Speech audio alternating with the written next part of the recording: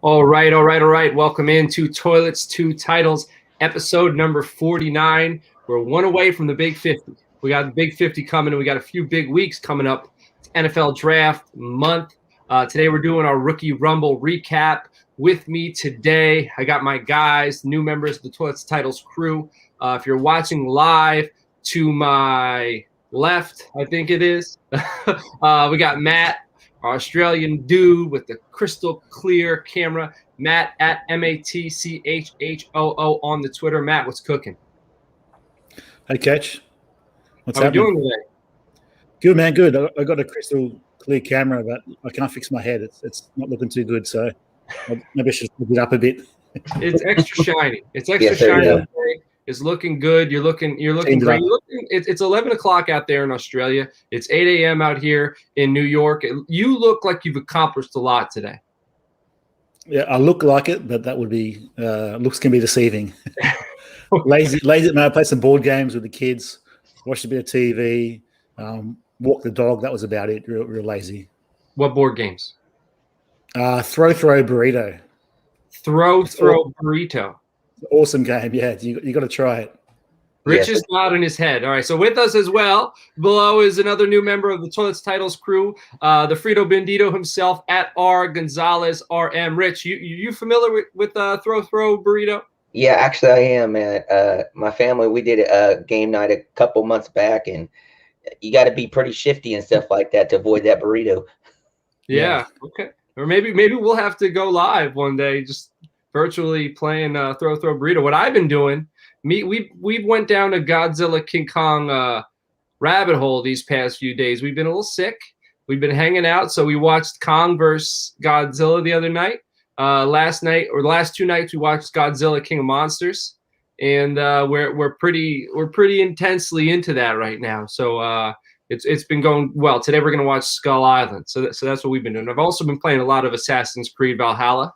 That's how I've been passing my time since I've been sick. But I want to get through the rest of the intro so I can bring in our guests today. I'm kind of rambling on, but you guys know you could find me on the Twitter at Coach Sheps, at Coach SCHEPPS. Justin, who's not with us today, at JustinFF_. Nate, who's not with us today, at Nate_Dirt19. And then Ben is at Live from the Ben, and the show is at Toilets to Titles. How you can listen to our show: Apple Podcasts, YouTube, Podbean. On Facebook, we have a Toilets to Titles group. Eventually, we're going to probably start doing some special content just strictly for the Toilets to Titles Facebook group. We might do a Patreon, all that. We might have another pod coming from the Australian neck of the woods with Matt and Ben. They might be putting something together for you guys who might be over in that neck of the woods. Also, you can check us out on Spotify. If you're listening on YouTube, or however you're listening, if you don't mind going and checking out our YouTube streams, hit the like buttons from our episodes, hit the subscribe button, whatever. If you're listening on Apple Podcasts, if you don't mind throwing us a review, iTunes, throw us a review, that'd be great. We're going to be setting up the next second and third Frankenstein League. We started the first one last year. We're going to add 2 more this year. It's going to be half listeners, half friends of the show. And we're going to be working on those. Easiest way to get in, I think it was like $35 entry fee last year. We gave away a bunch of free entries. The easiest way to get a free entry, throw us a pretty sweet review. Say some cool stuff. I mean, maybe about me, maybe about Matt, maybe about Rich down here. Say some cool stuff. Maybe say like we're a lot cooler than the other guys. We can push you guys towards the front, if you want to do that. Also, today's episode is brought to you by Primetime Sports Talk, your top source for all major sports content, including DFS, fantasy advice, and great gambling tips. Be sure to head to primetimesportstalk.com to check out their in-depth analysis, exclusive articles, fascinating interviews, and explore the rest of their amazing podcast family. Again, primetimesportstalk.com, your go-to spot for sports content. So like I said earlier today, We're going to be recapping a rookie rumble that we did with the guys from the Undroppables, just so you know before we bring them in. We did it on Sleeper. It was rookies only. We're going to be keeping track of this thing. It was super flex, I believe 5 rounds. We're going to be checking this thing out throughout the season. Probably going to be a 2 or 3 year thing because it's going to take some time for some of these rookies to develop. But we had a lot of fun doing this thing. Joshua from Fusion FFB, he was the brains behind this. We were hoping to have him on this episode, but I'm sure we'll get him on soon. Go check out fusionffb.com. Joshua is at generally_aware. So without further ado, let's bring in the characters from the Undroppables for the first time on the show. Let's bring in Andrew Mackens at Andrew Mackens on the Twitter. Andrew, what's cooking? I'm doing great. What's up, man? We have definitely a cast of characters at the Undroppables. There's 20 plus of us, and it's hard keeping them all straight, to be honest, but I appreciate you having me on today. Is that your job?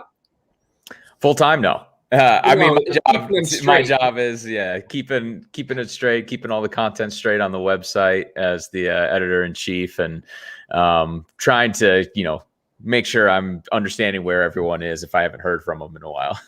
Smart. All right, I like that. So Andrew, in his Twitter profile, he's dubbed himself Fantasy Football Guy, EIC, and writer at the Undroppables, and co-founder of FFB Mental Health. Can you tell us a little bit about that? Yeah, of course. So that's something that a couple friends and I put together from a podcast I had done separate from the Undroppables. Basically, just a GoFundMe that we started to give back to the fantasy community, or give back through our passion for fantasy sports. And I think mental health has a lot of factors or a lot of ties into fantasy football, whether you're, sweating your weekly lineups, or, just the toll that it could take on you throughout the season. So, and we know that there are a lot of people out there that are always struggling with their mental health. So I thought it was an important issue to bring to light and kind of normalize like this idea of taking care of your mental health, because it's, in the past at least, not spoken enough about. So we wanted to just put together a GoFundMe and donate some money back to an organization for anyone that wanted to support the pod. Hey man, send that to me if you don't mind. At the end of the episode, I'll put that in the show notes, the GoFundMe. It'll be on Podbean, Apple Podcasts, probably in the YouTube notes, and I'll share from the Toilets to Titles handle. I think that's great, man. I definitely do think that's great. Helping people, it's kind of the foundation of what we're trying to do as a community, right? When it just starts with fantasy football, you're either tooting your own horn. It's 50-50, right? Some people want to toot their horn. Some people actually want to help others. And branching out from helping others with fantasy football to helping others, to focus on their mental health and their mental well-being. I think that's a great cause. All right, so let's bring in the other member of the Undroppables. We got Michael Duncan. Let me bring him in here at Hey guys, Duncan75 on the Twitter. What's happening, my guy?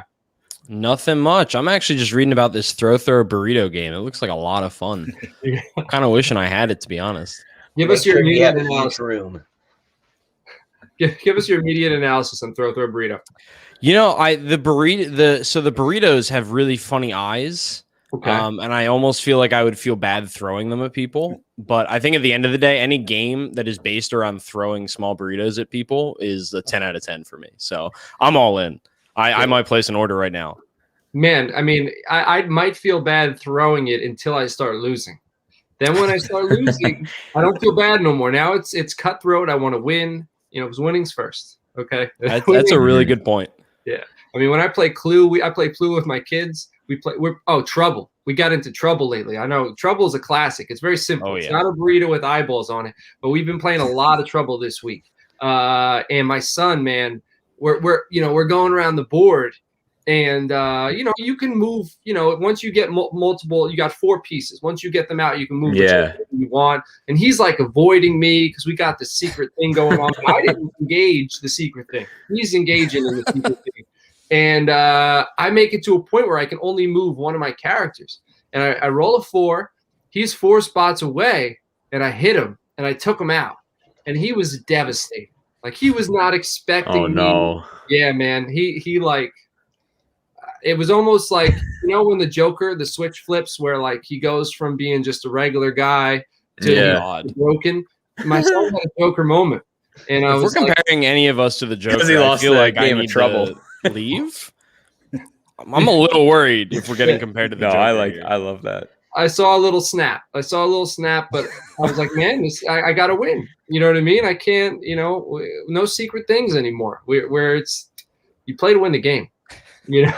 Yeah, you can't baby them, man. They can't win every board game. That's it. But he was definitely a little devastated. But I think it's going to impact him going forward. But anyway, enough talking about board games, yo-yo burrito, throw burrito. Guys, we're here to talk about another game, fantasy football game, and one that Joshua from Fusion FFB, he created himself this year. He came to us. He's a guy, it's kind of a friend of the show. Wanted to see if we could compete with people from other fantasy football networks and compete, not in regular, fantasy football lineups, but more so just rookies. Who knows more or who's kind of got a better grip on the rookie landscape. And we did this thing called a Rookie Rumble, where we did a 5-round mock draft. It's mock draft. I don't know if we call it a mock draft if we're actually going to play it out, right? So super flex, PPR, and you guys jumped up. You're like, we're in, right? So we started a group chat. We started it up on Sleeper. I'm going to pull up the mock shortly.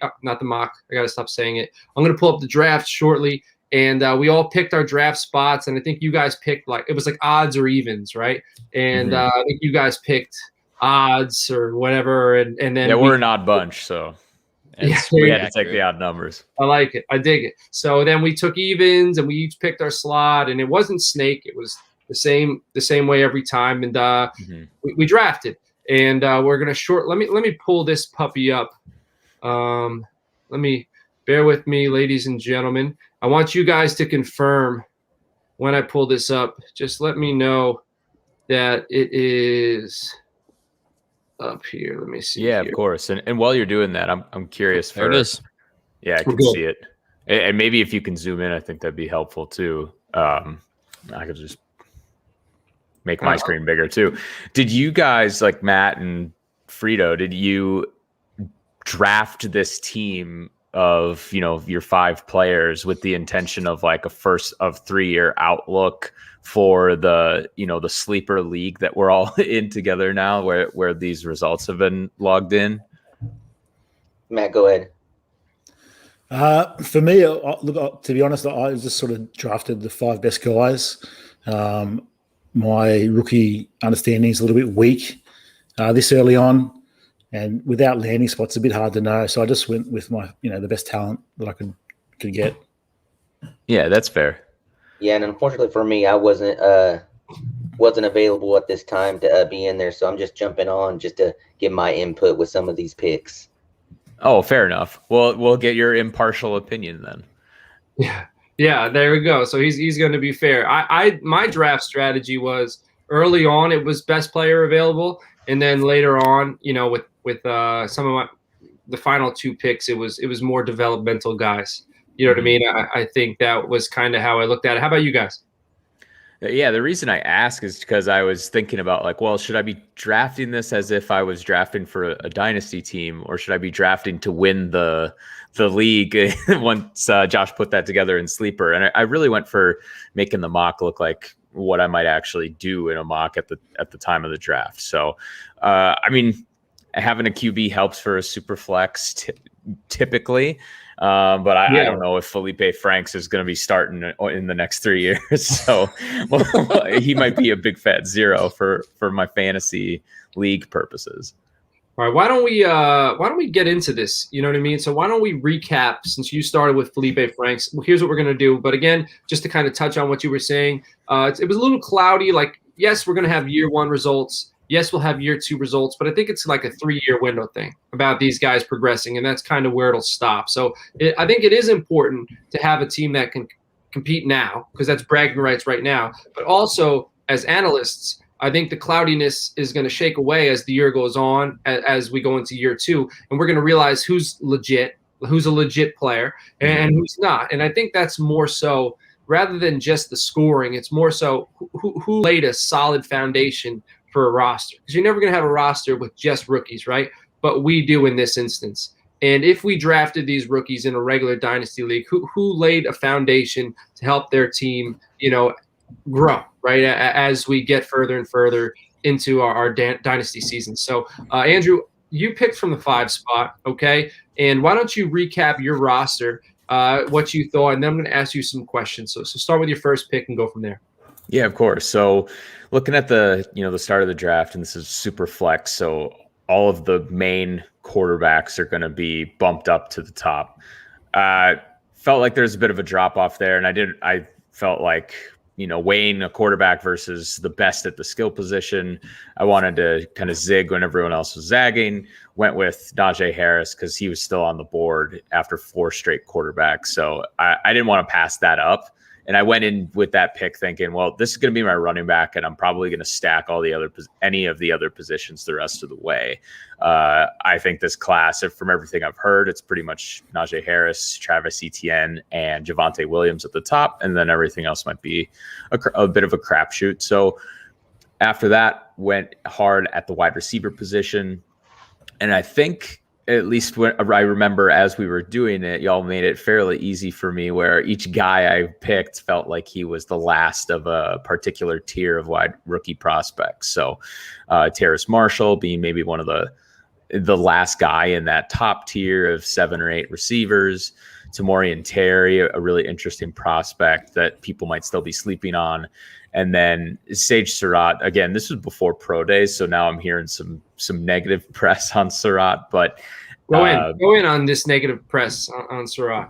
Apparently, he ran like a 4.6 plus like 40-yard dash, and That's a 4.8. That's a 4.8 this year. Just to clarify, with all these pro days, they're all 4.3 has become the new 4.5. Yeah. If you average out, everybody and their mother's running a 4.3. So if you're getting a 4.6 at your pro day, that's like a 4.75. Yeah, and I don't even know if what I read as a 4.6 was someone already adjusting for that human error, or if it was like, okay, that's what they actually timed him at. But either way, like if you're not in the 4.3, 4.4 range at your pro day, that's a little concerning. And he is a bigger receiver. I found one random tweet that said he had met with the Chargers, so that's interesting. But speed is really important in the NFL. If you're going to be big, you got to have at least a modicum of speed as well. I'm nervous about big receivers lately because I loved Calvin Harmon when he came out. I was really big in Calvin Harmon, even like Hakeem Butler.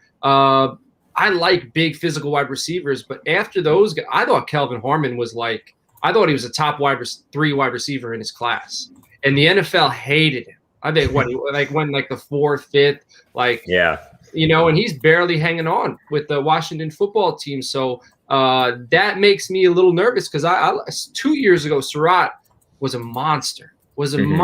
Phenomenal, and all of a sudden, he's dropping off. So I'm definitely a little weary. But in the 4th round, he's got some name value in the 4th round for sure. And then I hadn't grabbed a quarterback, so that's why I grabbed Felipe Franks, just on the off chance he gets some shine at some point in his career.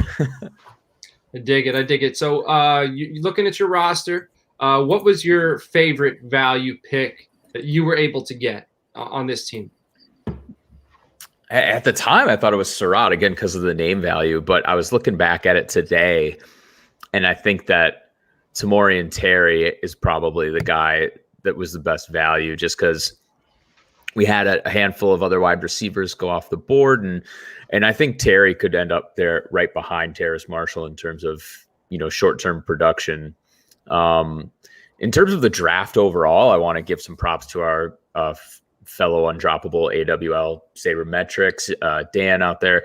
I am really liking Elijah Moore now. After recap his roster, man, go ahead. You're allowed to. Let's hear about his draft. Well, so he doubles down on quarterbacks because he knows this is a super flex league and he can start both Trey Lance and Mac Jones.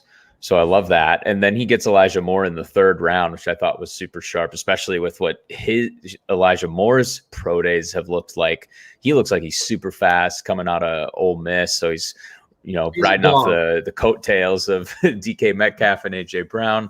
I think he's going to start rising in the ranks as well, along with someone like a Tamorrion Terry. So Marquez Stevenson. I've never heard of the guy in the 5th round, unfortunately, Cornell Powell. But Stevenson, I know has been a prospect that's been talked about a lot too. So love his squad, especially because he doubled down on QB there.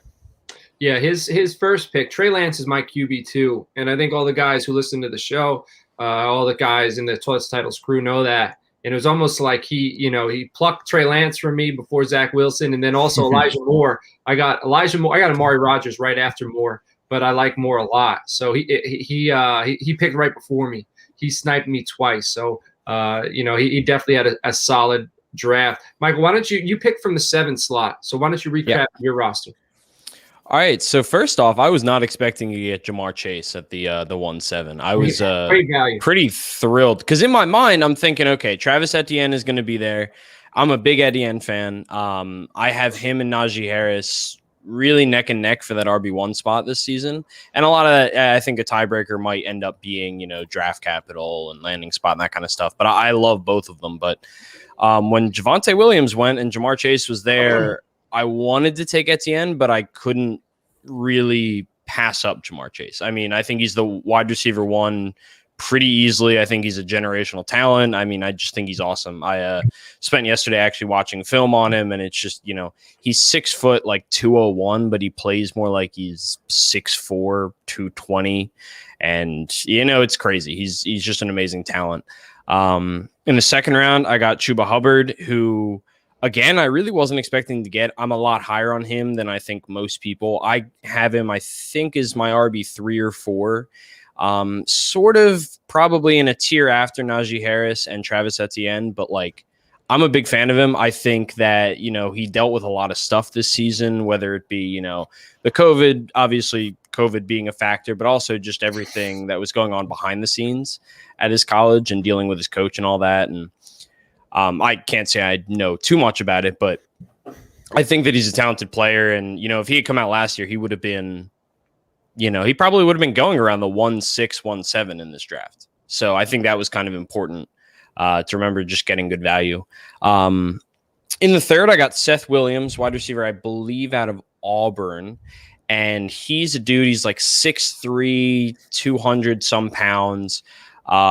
Big fan of his. He grades out really well in I look at a lot of the analytics and stuff before I start watching tape or anything, because I like to go in pretty unbiased if I can. And he grades out really well. He's among the top wide receivers for me in this class. And obviously, I think a lot of that is going to change depending on, if he gets that, I think ideally day 2 draft capital, but I mean, he's athletic, he's big. So I think if he lands, if you could produce with Bo Nix at Auburn, anywhere you go in the NFL is going to be a better situation than that. That is very, very true. Exactly. So I'm hoping that, I guess exactly what you said. I guess I'm just hoping that he doesn't end up playing for like Mitch Trubisky or something, who obviously isn't even a starting quarterback. But he's in Buffalo. If he goes to Buffalo, that might not be too bad. Even though I don't like that either. I want to keep Stephon Diggs, Gabriel Davis. Keep that that's clean. Fair. I think a lot of the Undroppables would not be happy to see Gabriel Davis backseat to anyone. Green Bay, maybe Wisconsin. Ooh, Green Bay. I'm wearing my Packers hat this morning. We'll take any wide receiver. Yeah, in the first 3 rounds, please invest some capital. As an Eagles fan, you should be more specific. You will not take any wide receiver because we've taken any wide receiver. And Greg Ward, a former college quarterback, is like our second best wide receiver. Travis Fulgham. You guys had Travis Fulgham, but anyway, so 4th round and 5th round, I took shots on guys that I liked either through my own research or Elijah Mitchell is kind of a guy another dude in the Undroppables really seems to like, and he grades out pretty well for me, but I think he has a chance to be a contributor in some form or another. And again, this is like a 3-year thing. I figure, okay, of the people left on the board, I thought that he had a decent chance to be able to produce within that 3-year window. And in the 5th round, I did not take Sandro Platzgummer. I took a running back out of Tiffin, Jaquan Hardy. He's kind of my my placeholder. But so Jaquan Hardy is a dude from a small school, and he's actually someone that I interviewed earlier in the offseason. Grades out insanely well for me, but obviously the big factor with him is small school, less competition, and that's kind of why he goes under the radar for a lot of people in a very similar way that James Robinson did last year. So Jaquan obviously is an awesome guy. I loved interviewing him, but totally from before I got to know him as a person, he's just insanely good at football. Obviously lost this year to COVID. Tiffin didn't play any of their games. But I think that if he even gets day 3 draft capital, obviously he could go undrafted and still be able to produce, but he's the kind of guy that I think if the NFL sees the talent and he gets the opportunity, he's not going to look back. So to get that guy in the 5th round, it reminds me a lot of what a lot of people were able to get in terms of value from James Robinson last year. So I figure he's a pretty good shot, and he's someone that I'm very happy to root for the next 3 years. So now, speaking on the Elijah Mitchell pick, right now it seems the last 2 days, Jamar Jefferson just had his pro day. Elijah Mitchell just had his pro day. It seems like Jamar Jefferson is a guy I was high on. He's falling, and Mitchell is climbing. Mitchell's pro day numbers, again, take it with a grain of salt because we spoke earlier. It's everybody's running the 4.3s, but he had a 4.39. His 3-cone drill was 6.94. His 20-yard shuttle was 4.19. He averaged 6 yards per carry last year and had 8 touchdowns. So Elijah Mitchell, Louisiana Lafayette Raging Cajuns, is a cat to keep your eye on. If you can get him in the 4th round, that's an excellent dart throw. Could be pretty close to a bullseye there if he lands. So I like that pick. And now, Matt, I'm going to bring – actually, I'm sorry. Before I cut you off, Michael, what is your favorite value pick? It doesn't have to be value pick. What is your favorite pick on your roster here? Yeah, it's tough. They're all great picks. Whoever drafted this team did a great job. But I mean, obviously part of me wants to go with Jaquan Hardy in the 5th, but honestly, I think it's Jamar Chase at the 1.7. I wasn't really expecting to get him. He's the top wide receiver, and especially over a 3-year period. I mean, I think his upside is a top 5 wide receiver in Dynasty, let alone this rookie class. So I can't be upset about that. I have to be very happy about that. And I do think wide receivers, they have lasting power. They last a lot longer than running backs. So in this type of draft, I can understand running backs because if we're doing a 3-year window, that's about, you're going to come in, they're going to light it up, they're going to phase out. So I do get it. But wide receiver, they have more lasting power. They could also step right in and blow it up, especially from what we've seen. With fantasy football right now, wide receivers are falling off trees. They are literally falling off trees. Redraft, if you're like, you could get everything first if you want, because you could wait on wide receivers this year. They are everywhere. There are good wide receivers everywhere. There's only one good one in Green Bay, though. Sorry. Hey, don't sleep on Marquez Valdez-Scantling. Yeah. But they're everywhere. All right. But anyway, I like that pick. Great value there with Jamar Chase at the 7. That was excellent. I ended up getting him in the 2nd rookie rumble we did. I think I picked from like the 6th, and I was able to get him. I was pretty surprised to get him there as well. But anyway, Matt, you picked from the 10 spot, I believe. So why don't you recap your roster? Let us know your train of thought with these picks. Look, as I mentioned early on, this stage when this mock went live, I haven't really done my rankings or anything, so I felt a little bit like a fish in with a bunch of sharks, to be honest. So I was really tilted that Rondale Moore didn't fall to me. I was hoping he'd drop one more spot. And the same again with Michael Carter. I was sort of sniped there twice. So I can't be unhappy with Devonta Smith. I think that was probably it was either him or Pitts, and probably now if I had to repick it, I would have picked Pitts. But imagine picking from the 10 spot and having to settle for the Heisman Trophy winner. Imagine that. Yeah, I can't complain. But yeah, I wanted more. Brevin Jordan in the 2nd, I thought was a solid pick. Similar to Andrew, I have seen some pretty heavy hate, bit of haterade going around. I think there was a metric that was done for his athletic testing, and it was really bad. I sort of own Jordan in quite a few devies. So I didn't really look too far into it. I just hung my head a little bit. So I'm hoping that's just, a bit of hate. But like we said earlier, if your pro day, if you're struggling from your pro day, something's up. So that's a bit of a red flag there. Shane Hallam coming on the show next week has had Brevin Jordan above Kyle Pitts for quite some time, like even recently. So you can hang your hat on that because Shane knows this stuff. Well, it's making me feel better. So it's good for my my Brevin shares. I took Trey Sermon in the third. And at the time, I wasn't too sure about that pick, but I did see Matt Waldman's RSP has him as his number one running back. So I guess great minds think alike because he's my number one running back as well in this draft. not in the actual mock, but in this draft. And Herbert and Williams just to finish off. Again, I had done my ranking, so Herbert and Williams was a bit of a dart throw. I sort of like Williams, but I think he was panned pretty heavily by Matt in that RSP, which I always like to delve into. So yeah, that was my mock. I think Williams has a higher ceiling than Herbert, but Herbert has a high floor. Herbert is a kind of a do-everything guy. I don't know if he does anything excellent, but he does everything well. And he's the type of guy who could fall into some touches just because I think pro coaches might like him because he'll fit right into a pro system. So what was your favorite out of you had Devontae Smith, Brevin Jordan, Trey Sermon, Khalil Herbert, and Puka Williams. Who was your favorite pick out of your roster? It was probably Smith, probably Devonta Smith. I would have been really happy with more. But yeah, probably Smith. In terms of the other boys, Jamar Chase is a bit of a steal.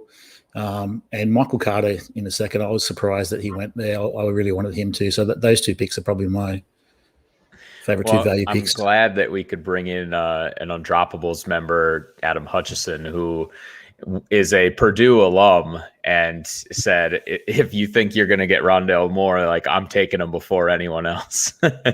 So he loves his Rondale. Yeah, he's in a couple leagues with another guy on our team who also went to Purdue. So they're going to be fighting for Rondale Moore in the first round of rookie drafts.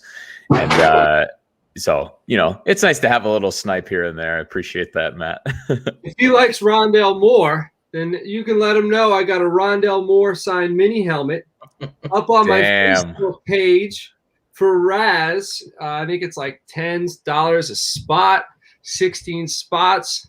He'll put money in on that. Randomize it. We'll have to get him in on that. He can check it out.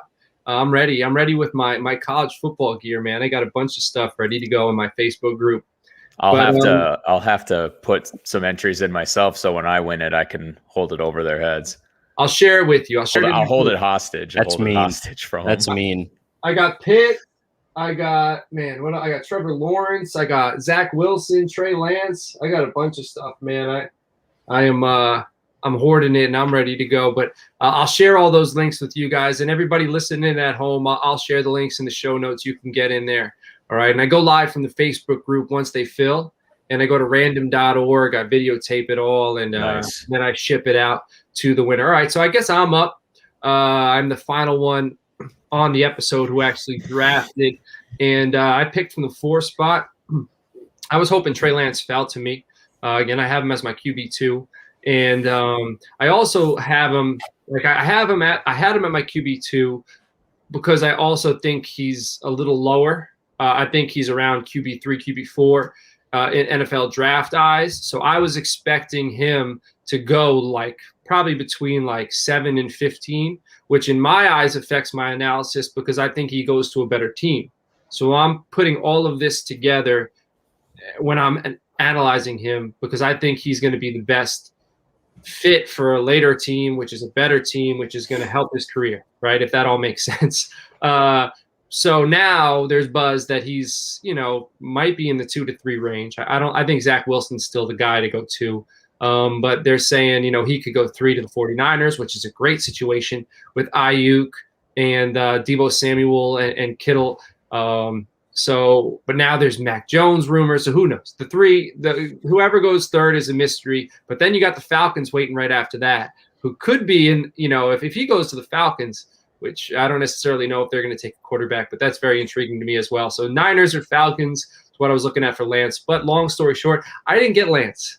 So I end up with the guy who was going to the Jets and Zach Wilson. I don't know how to get with that.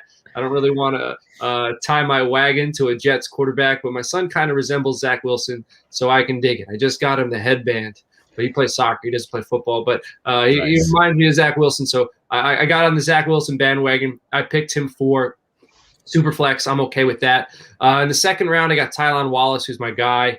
I love Tylan Wallace. I love wide receivers. I coach wide receivers, and I just love the way this guy plays the game. He attacks the football. He's got great burst. He's physical after the catch. He's physical before the catch.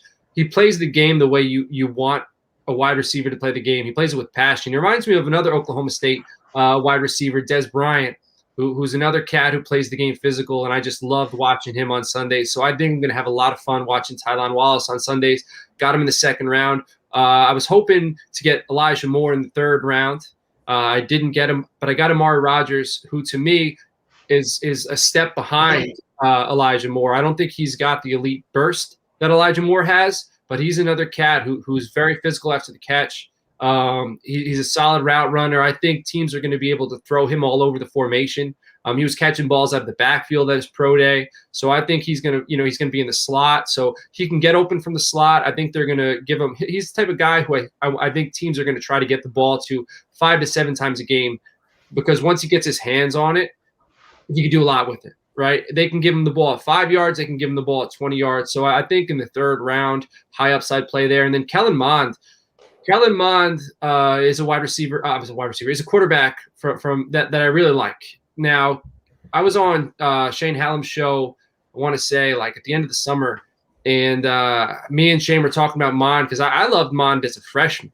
I think the guy is a winner. I don't know if I wouldn't put him in the top tier of quarterbacks. I wouldn't, but I put him, he's tough and he's a football player. And I like that. And I can get him in the fourth round, but it seems now he's some people's flavor right now. Some people have him like in the first round. I don't know if I necessarily have him in the first round. I think he's more of a third round guy, but I think he's a guy, he's tough. And I think, as a rookie, he's going to come into a locker room, and I think veterans are going to like that, and they're going to appreciate that. He's athletic. He's got a decent arm. He makes plays. So this is a dart throw for me, getting him in the fourth round. I really like Kellen Mond there. And then Jonathan Adams from Arkansas State. He's a wide receiver I got with the fifth. He's a high ceiling play. He's just a guy, again, another dart throw. My final 2 picks were just dart throws. I'm hoping one of them hits, because if my fourth or fifth round pick hit, I'm in good shape, because I really like the chances of somebody in my first 3 picks hitting. So my favorite pick here is probably, I would say, Tylan Wallace in the second round, because I have him right there with the top wide receiver. I think there's a big tier break after Jamar Chase, right? I think it's Jamar Chase, and then it's everybody else. Yeah, I have him with everybody else. I have him right there with Rondale Moore, Devontae Smith, Jalen Waddle, Bateman, Terrace Marshall. I have him right there with all those guys, and I think depending on where he goes, he could be the wide receiver too. It depends on where he ends up. So that's my favorite pick on my roster. So all right, now I'm going to kind of go through everybody, and we'll wrap this thing up after that. And I'm going to let you guys all tell me who your favorite pick was on somebody else's roster. So, Andrew, you started this thing off with recapping your draft. So why don't you go through these draft picks here and give us your best value pick. It could be the guy who went 1-1 just because he's going to be a home run, or it could be the guy who went 5-12, or it could be Sandro Platzgummer. He's already in the NFL. He's the only guy that can say. Yeah, he's the only one with his face on the picture.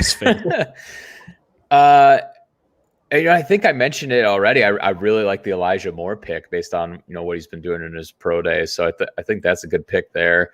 Are you a little jaded? Are we a little jaded towards Ole Miss wide receivers? You think, because they've been killing it, or is he getting a boost because of that, or is it purely film and ability? I'd say there's a little bit of correlation there. People are getting hyped because he went to Ole Miss, and you've got these other guys that just broke out. from seeing his pro day metrics, I think that's also adding to the hype. So And the hair. maybe our The hair expectations is a big one for me. our expectations might come down a bit once the actual NFL draft happens. So we'll see where he goes. But that's where I put a lot of stock and where my values on rookies change for dynasty and redraft purposes. Let's see. I mean, obviously, I mentioned my favorite value pick for my team was Tamorrion Terry.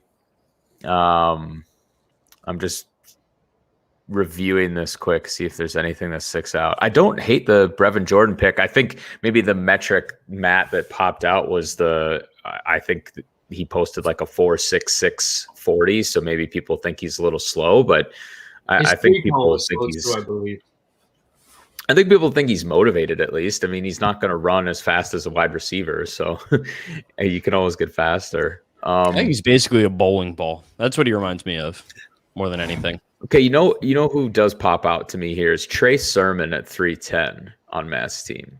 Because before the season, before that shoulder injury from a couple of mocks that the Undroppables had been doing, I'm pretty sure Trey Sermon was someone you could get only in like the late second round. And of course, a lot of these running backs, all the way from Jermar Jefferson down to Trey Sermon, are probably in the same tier of guys in terms of their potential right out the gate.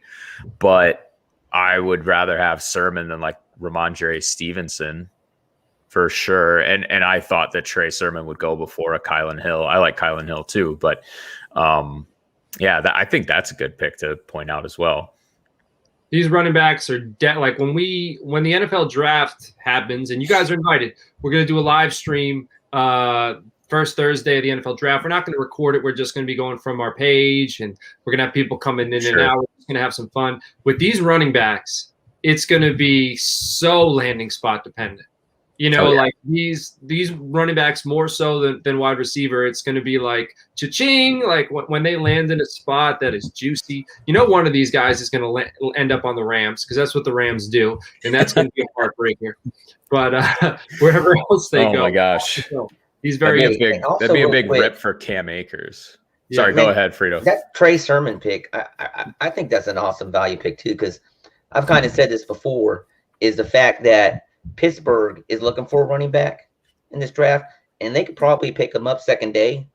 And tell me if he wouldn't be a great fit there. Phenomenal. And that's like when we're watching the draft. So that won't be day one, but when we're all watching the draft, someone's gonna hit the chat. Matt's gonna hit the chat if he ends up in Pittsburgh and say, cha-ching. he just cashed in, and that's when you would start trading. But we don't trade in this league. That's when you would say he's available. What you gonna give me? All right, Sandro Platzgummer and a future first. There we go. Sandro Platzgummer is available. He's the first guy on the trade block. Michael, let me hear what your favorite pick on these other rosters is.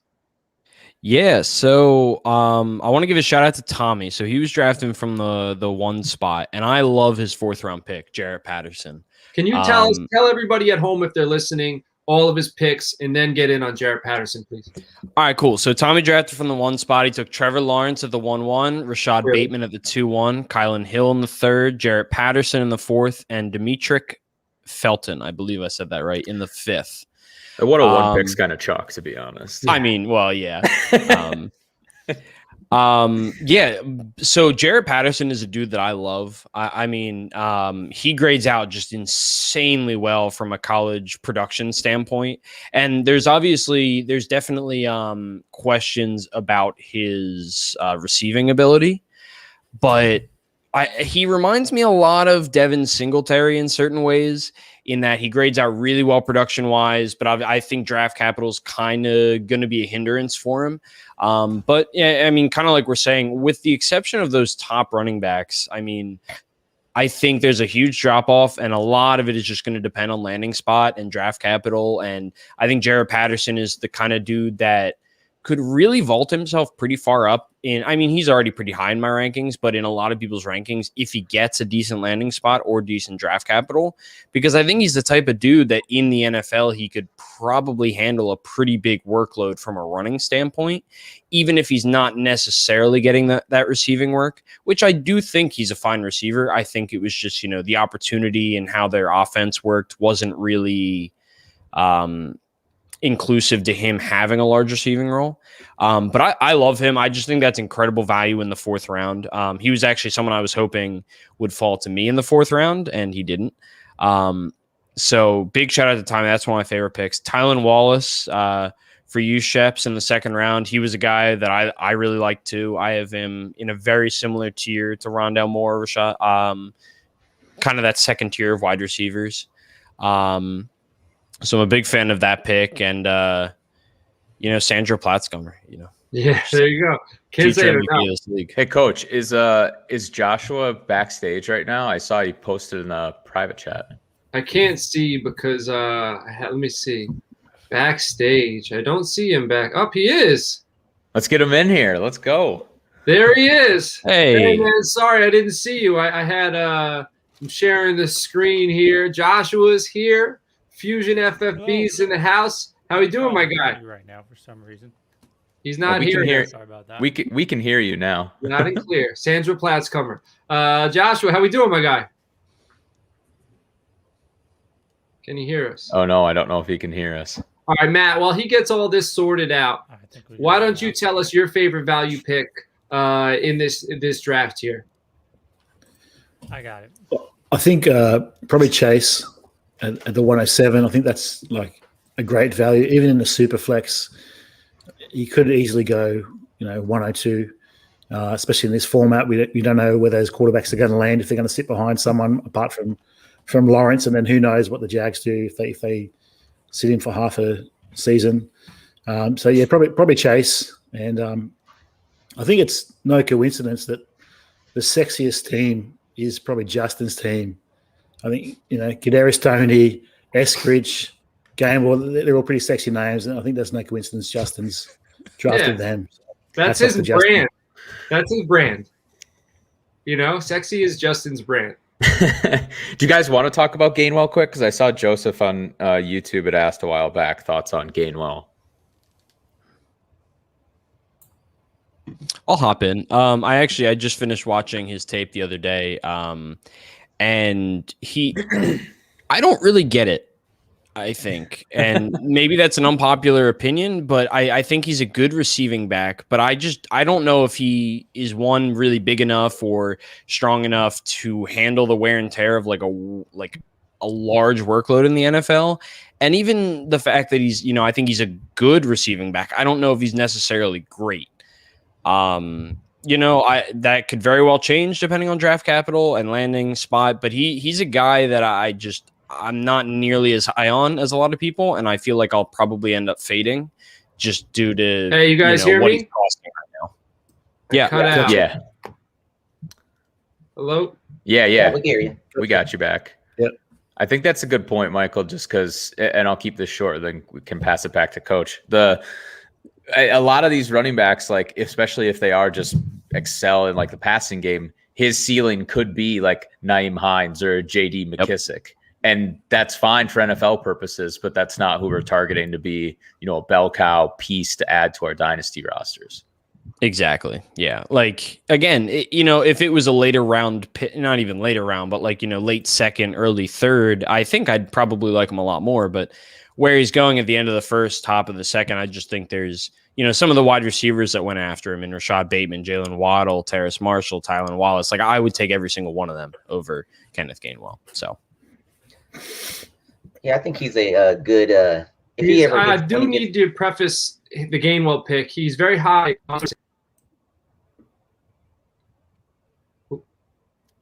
Say that again. My internet's spotty, but I was just saying he loves Gibson. Justin loves Antonio Gibson, so I think he's trying to strike, from the same well, twice there. Yeah, I think that's the narrative with him, right? Is like. Yes. Yes, That's the for sure. narrative with They're- him is he's the one who started above Antonio Gibson and limited Gibson's touches. So if Gibson's so good, like imagine what Gainwell could do in the league. And then kind of similar to what we were saying with Ole Miss earlier, with wide receivers coming out of Ole Miss and that affecting how we value them right now. You know, Pollard, Gibson, you know, now Gainwell. I think people are starting to think Memphis is a running back factory. That's where Darrell Henderson came from too, right? Another Ram. Yeah. Yeah. I mean, I'm not too bullish on Darrell Henderson right now, But people are trying to strike. What were you going to say, Rich? Well, I was on Gainesville. You know, he's going to a team. If he goes to a team where you have that 1A and 1B running back in situations and stuff, he could be a good 1B running back. And when given that opportunity and stuff to step in with more of a role and everything, would fit in well. But he's kind of that 1B running back if you got that running back committee situation. For some reason, I see him in Atlanta. That's my prediction for Kenneth Gainwell. I could see him ending up there and kind of being a guy on turf who could showcase his stuff as a 1B. Joshua, you were here. All right. You stepped in a little late. Why don't you recap your draft, right? Because we're getting ready to wrap this thing up. So I want you to recap your draft. Let me know your favorite value pick in your draft, and then let me know what's your favorite value pick and everybody else's. Like, besides your picks here, what was your favorite pick elsewhere? Hey, thanks, guys. Yeah, I jumped in a little bit late. I'll just really quick here. If everyone can hear me okay. We hear you loud and clear. All right. Yeah, thanks, first of all, Undroppables, all you guys for dropping in, accepting this challenge to rumble in the Twitter streets. So I'm not sure. I think we ended up the Jets, and I think you guys are the Sharks. But that's okay. It's if fine with anyone me. gets that reference, I don't know why you're on YouTube streaming right now. But all right. Well, So darn. all right, or you had as interesting parents as I did. So, I don't even like my team. Do I have to talk about my team? Yes, you gotta talk it up, my guy. Etienne, I think he was a value decent pick there, and yeah, I'll admit we were talking. I heard you guys talking earlier. I've been kind of listening in about, you know, are we just going for points next year and so on. And I think for the most part, everyone kind of got the idea that yeah, we can do that, but we also are going to keep looking at this thing. I think it'll be fun to look at this thing in like 2-3 years and really see who really actually won, because we always say that, oh, well, you have to evaluate it in 2-3 years when everyone wants to start playing, you know, win, lose next year. And then, but no one really goes back and tracks that. So I thought it would be fun to have something concrete here for us to actually go back and look at. And Etienne, look, I'm not a Ronald Jones fan. I never have been. Very early on, I identified that I didn't like what he had to offer. But when I'm told that Travis Etienne is like Ronald Jones, but he can actually catch, okay, now I might be kind of interested, because that was my problem with Ronald Jones. And credit to Ronald Jones, he's completely remade himself in like to a completely different style running back than what he was advertised coming out. So I don't know if Etienne can even win as what he's advertised, but he has the upside. So that's what I went for. And he's probably going to get some draft capital and therefore a chance at points. So honestly, that's all I was going for. My favorite pick is the next one, Diami Brown. And I think he is, I have a higher as far as the number of wide receiver that it was taken. But after that, Javian Hawkins just kind of shot in the dark. A lot of big plays from him, but he's kind of a weird size. He wasn't as involved in receiving as he should have been for his size, and yet he's one of these in-betweeners kind of thing, right? 5'9". So I just figured I'd take a shot on him for some explosive plays. Maybe gets involved in special teams. Anthony Schwartz, he is one of these super fast guys, and so he's definitely an upside there.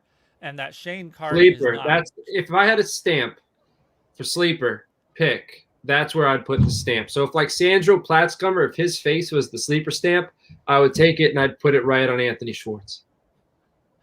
and well, another one is could be How this dare you next disrespect Platzgummer?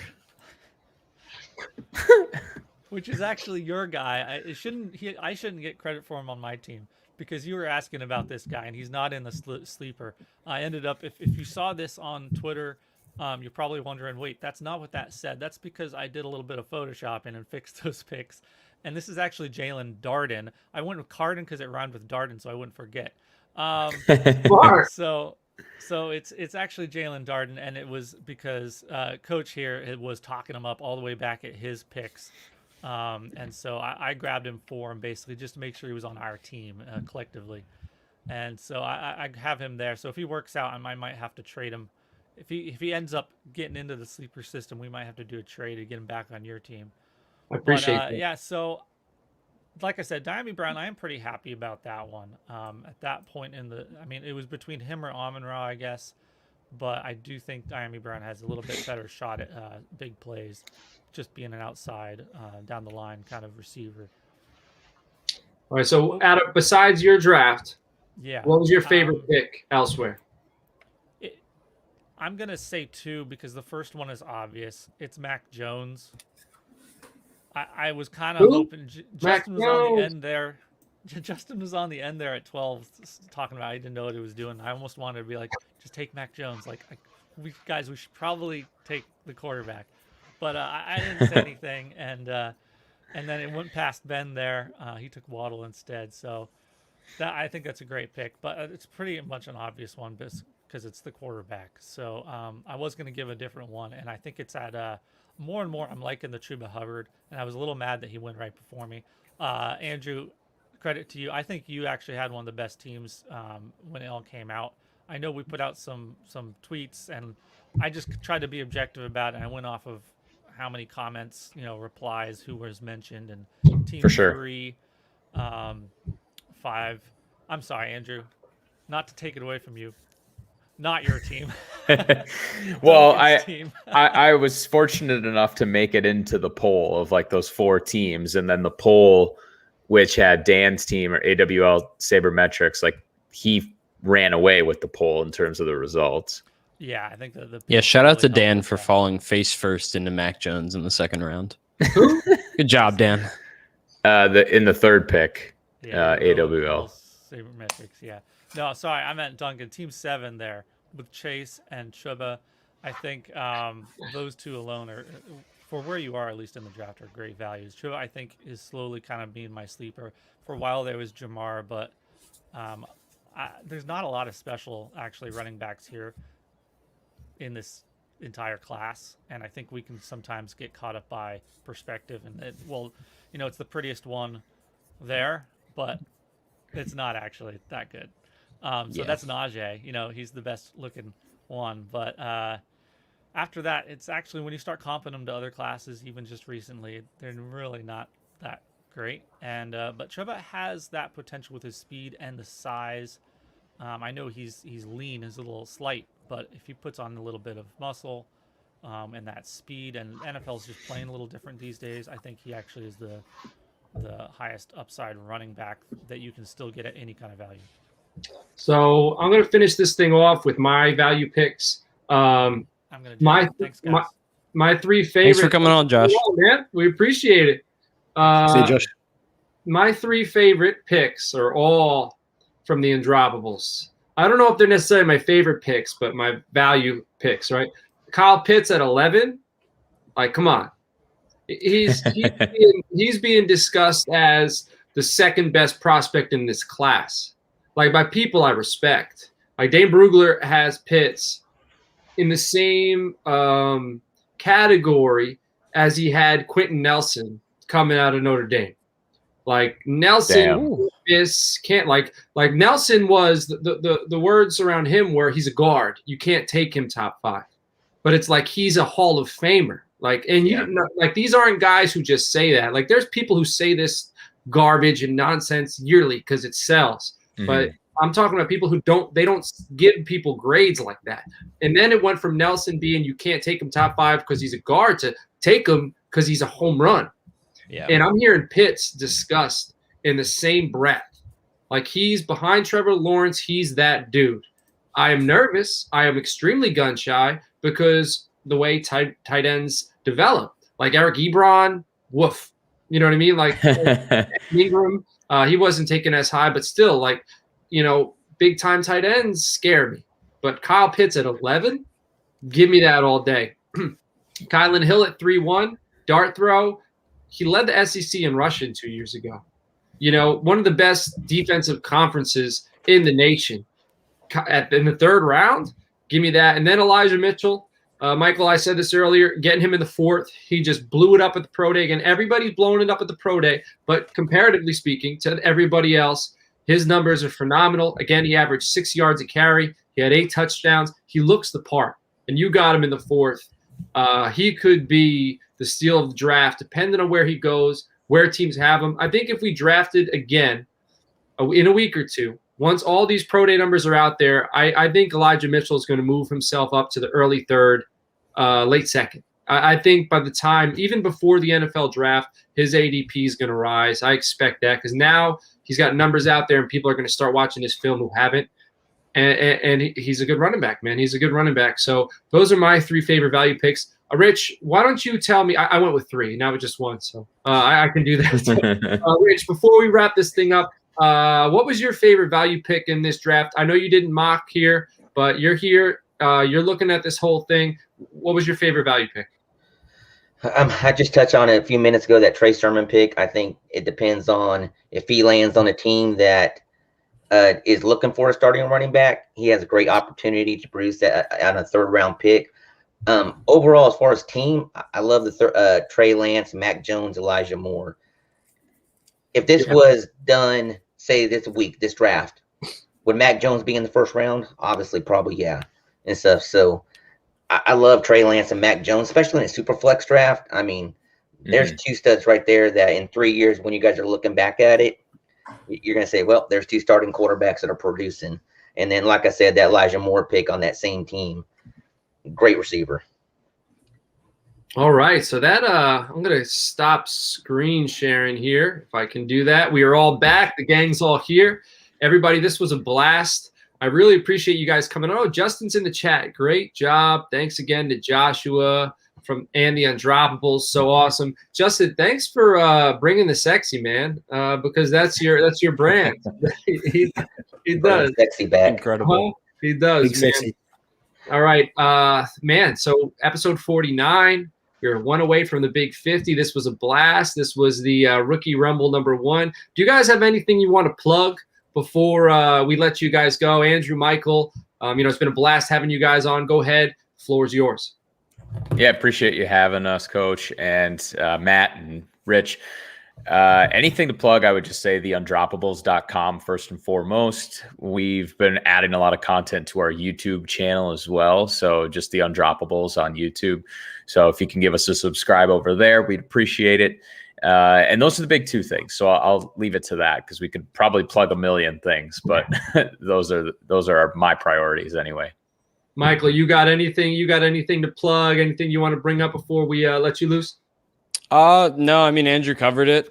Just, thanks for having us, guys. Thanks for inviting the Undroppables to join. It was a lot of fun, and I'm looking forward to following the career of Sandro Platzgummer going forward. Well, so thanks for accepting the call and answering the call and joining us for this Rookie Rumble. Again, you can follow these guys. Andrew is at Andrew Mackens, MACKENS. Michael's at MP Duncan 75. Give these guys a follow. Go follow the Undroppables. And then with me again, I got my dude Rich at R Gonzalez RM, Matt at MATCHHOO, and I am at Coach Sheps. Follow the show on Twitter at Toilets to Titles. And draft season, y'all. We're going to have Shane Hallam on next week to discuss his final mock draft. We got Matt Waldman coming on the week after. We're going to be doing a live stream the first night of the NFL draft. So things are going to be lit. It's going to be a lot of fun. Hope you enjoy this episode, and we will catch you all later on. Thanks, guys. thanks.